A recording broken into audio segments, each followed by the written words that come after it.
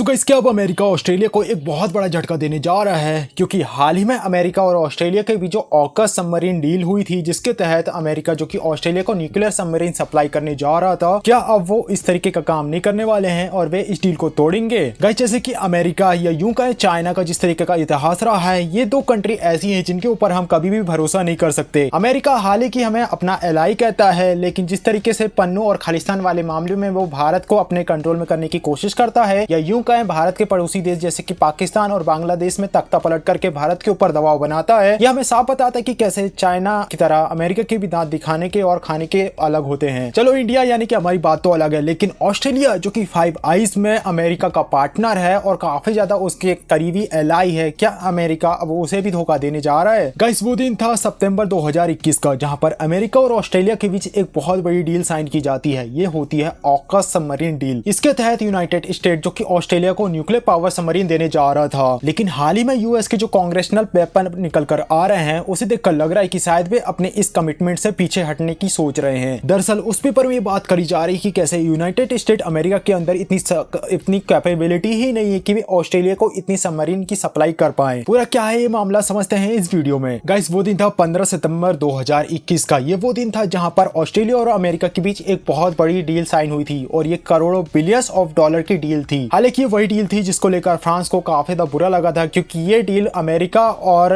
Britain से पहले France को मिलने वाली थी। कह सकते हैं ब्रिटेन और अमेरिका ने मिलकर फ्रांस से ये डील को छीना है। हम बात करें ऑकस डील की, तो इस डील में कहा जा रहा था कि कैसे यूनाइटेड किंगडम और यूनाइटेड स्टेट ऑफ अमेरिका ये मिलकर ऑस्ट्रेलिया को न्यूक्लियर सबमरीन सप्लाई करेंगे। बताया जा रहा था कि इसकी टाइमलाइन 2040 के बीच रखी गई थी, जहां पर ऑकस क्लास की सबमरीन बनाई जाती। 2040 तक ऑस्ट्रेलिया के लिए यूनाइटेड स्टेट की तरफ से कुछ सबमरीन प्रोवाइड करी जाती। बताया जाता कि कैसे अमेरिका अपनी 4 सबमरीन 2027 तक ऑस्ट्रेलिया को प्रोवाइड करता, जब तक कि उसकी सबमरीन ना बन जाए। बेसिकली इसे यूएस ही ऑपरेट करेगा, लेकिन वहां ऑस्ट्रेलिया में इसे डॉक करके रखेगा और उस पूरे इलाके को सर्विलेंस करेगा और ऑस्ट्रेलिया को सिक्योरिटी प्रोवाइड करेगा। फिर इसके बाद 2032 से 2038 के बीच वर्जीनिया क्लास की 3 न्यूक्लियर सबमरीन जो कि यूनाइटेड स्टेट के अंदर बनी गई थी, उसे ऑस्ट्रेलिया को दिए जाने की बात करी जा रही थी। फिर इसके यानी कि 2038 के बाद ऑकस क्लास की सबमरीन बनाई जाती, जो कि यूनाइटेड स्टेट और यूके मिलकर बनाते। बेसिकली काफी ज्यादा एडवांस टेक्नोलॉजी होने वाली थी ऑकस क्लास की सबमरीन के अंदर, और ये बेसिकली अमेरिकन टेक्नोलॉजी थी, अपने टाइम में काफी ज्यादा हाई लेवल की, या फिर यूं कहें पीक टेक्नोलॉजी। इस तरीके से जो वर्जीनिया क्लास की सबमरीन जो कि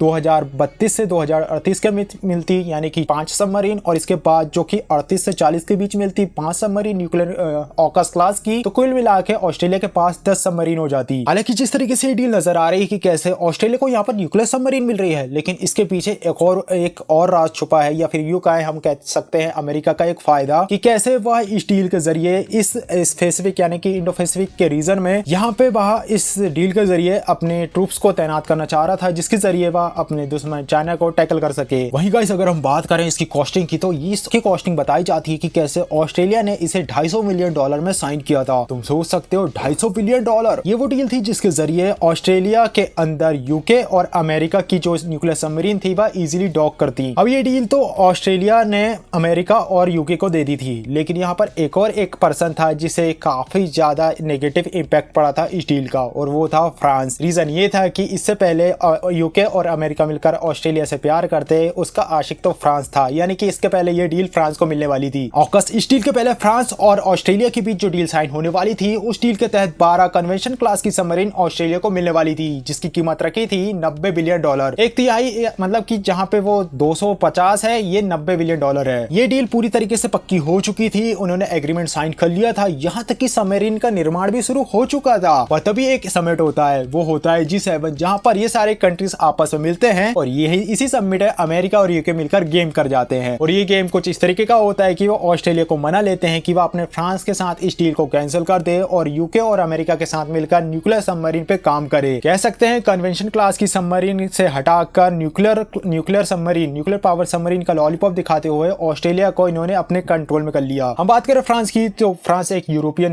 नेशन है, यानी कि यूरोप का नेशन है, और वह नाटो का भी मेंबर है, यानी कि समझ सकते हो ना कि ये नाटो में अमेरिका का एलाई है। और इस तरीके से यूके और अमेरिका ने मिलकर फ्रांस के पीठ में एक तरीके से कह सकते हैं कि छुरा घोंपा। यही कारण कि आपने हाल ही में इमैनुअल मैक्रोन के जिस तरीके के स्टेप देखे होंगे, वो काफी ज्यादा अगेंस्ट जा रहे हैं अमेरिका के, क्योंकि उनके मन में काफी ज्यादा गुस्सा है इस डील को लेकर। हम कह सकते हैं यहाँ पर अपने पर्सनल इंटरेस्ट के लिए यूएस ने उसने अपने ही एलाय को चीट किया। गाइस हम बात करें ऑकस डील की प्राइस की, तो इस प्राइस को सुनने के बाद जो ऑस्ट्रेलिया के लोग हैं वे भी काफी ज्यादा नाराज नजर आ रहे हैं। रीजन ये है कि जिस तरीके से जो फ्रांस के साथ डील हुई थी वो 90 बिलियन डॉलर की थी और जो अमेरिका के साथ डील हुई है वो 250 बिलियन डॉलर की है। तुम समझ सकते हो ना कितना होता है ये अमाउंट। हालांकि हम बात करें तो अमेरिका से मिलने वाली न्यूक्लियर पावर सबमरीन थी और फ्रांस से मिलने वाली कन्वेंशनल डीजल पावर सबमरीन थी, लेकिन उसकी प्राइस काफी ज्यादा कम थी और प्रेजेंट टाइम में ऑस्ट्रेलिया का काम तो उससे चल जाता। अब ये जो 250 बिलियन डॉलर का अमाउंट की बात करी जा रही है, इससे जो ऑस्ट्रेलिया के लोग हैं उनके ऊपर जो टैक्स का अमाउंट है वो काफी ज्यादा बढ़ जाएगा। बताया जा रहा है कि ये अमाउंट उनके ऊपर इतना ज्यादा कर्जा है कि वे उस अमाउंट में एक कार खरीद सकते थे, यानी कि ऑस्ट्रेलिया का पर पर्सन एक कार खरीद सकता था जितना उनके ऊपर कर्जा आ चुका है इस डील को लेकर। चलो ठीक है, सबके बाद चलो ये डील साइन हो गई। अब क्या अमेरिका ऑस्ट्रेलिया को ये सबमरीन सप्लाई कर देगा? इस बात को समझने के लिए हमें इस डील को स्टेप बाय स्टेप समझना होगा। अब इसका पहला स्टेप था वर्जीनिया क्लास की सबमरीन को ऑस्ट्रेलिया को प्रोवाइड करना। अमेरिका की कांग्रेस की तरफ से जिस तरीके के पेपर्स निकल कर आ रहे हैं, देखकर लग रहा है कि शायद वे इस डील से खुश नहीं है। देखो जो वर्जीनिया क्लास की सबमरीन जो कि ऑस्ट्रेलिया को 4 से 5 के अमाउंट में मिलने वाली थी, इसकी टाइमलाइन 2032 से 2038 के बीच रखी गई है, यानी कि इसका निर्माण अभी से शुरू करना होगा। अब प्रेजेंट टाइम में जो यूनाइटेड स्टेट अमेरिका की जो सरकार है उसे इस प्रोसेस को कंटिन्यू करने के लिए या स्टार्ट करने के लिए अपनी कांग्रेस से अप्रूवल लेने की जरूरत है। अब इस अप्रूवल को लेने के लिए जैसे ही सरकार कांग्रेस में पहुंचती है वहां पे कांग्रेशनल पेपर अप्रूव किया जाता है। यूएस में कांग्रेशनल पेपर रिवील किया जाता है और जिसमें कुछ ऐसी बातें निकल कर आती है जो काफी ज्यादा नेगेटिव है। इस पेपर में कहा गया है कि कैसे जो ऑकस डील है 250 बिलियन डॉलर की, इसके अंदर कई सारी कमियां हैं। इस पेपर में कहा गया है कि कैसे जो वर्जीनिया क्लास की सबमरीन है 4 से 5 के अमाउंट के बीच में, इसे 2032 से 28 के बीच में बनाना ऑस्ट्रेलिया को सप्लाई करना पॉसिबल नहीं है, क्योंकि जो यूएस के अंदर पर ईयर जो सबमरीन बनाने की कैपेबिलिटी है वह 2.02 के आसपास की है। इस पेपर में कहा गया है कि कैसे जो वर्जीनिया क्लास की सबमरीन है 4 सबमरीन जो कि 32 से 28 के बीच में इस तरीके की सबमरीन बनाकर ऑस्ट्रेलिया को डिलीवर करना है, इसके लिए जरूरी है कि यूएस के पास जो कैपेबिलिटी है वो काफी ज्यादा हो। इसके लिए जो मार्क रखा गया है मिनिमम 2.23 सबमरीन हर साल बनाने की शिपयार्ड क्षमता होनी चाहिए। पर प्रेजेंट टाइम में जिस तरीके के डाटा निकल कर आते हैं, जो क्षमता बोट बनाने की क्षमता निकल कर आती है, उसमें बताया जा रहा है कि जो क्षमता है वो 1.4 के आसपास की है, यानी कि 1.4 सबमरीन पर ईयर जो कि एक बेंचमार्क होता है उस मार्क में आ चुकी है। ये काफी ज्यादा कम है। अगर यूएस को सबमरीन प्रोवाइड करनी है तो अपनी क्षमता को जस्ट डबल करना होगा। इन सारे सिनेरियो को देखकर कांग्रेस का ये कहना है कि कैसे